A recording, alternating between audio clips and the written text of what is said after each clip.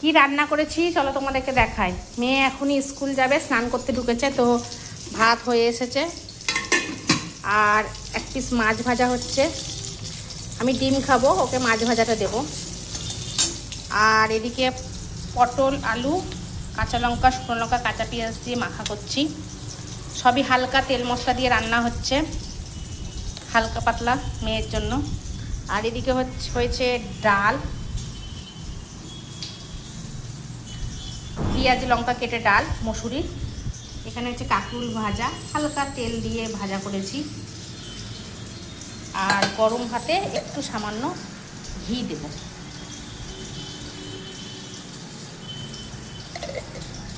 একবেলার জন্য রান্না বান্না করেছি, যেহেতু রাতে রুটি খাবো। মাছটা আর একটু ভাজবো, তাহলেই হয়ে যাবে। তো একবেলার জন্য রান্না বান্না করেছি, রাতে রুটি খাবো। রুটির কিছু তরকারি তখন রাতে করব। তো আজকে দিনের বেলায় আমাদের এই মেনু, সিম্পল। দুপুরবেলায় এটা আজকে আমাদের মেনু, লাঞ্চ মেনু।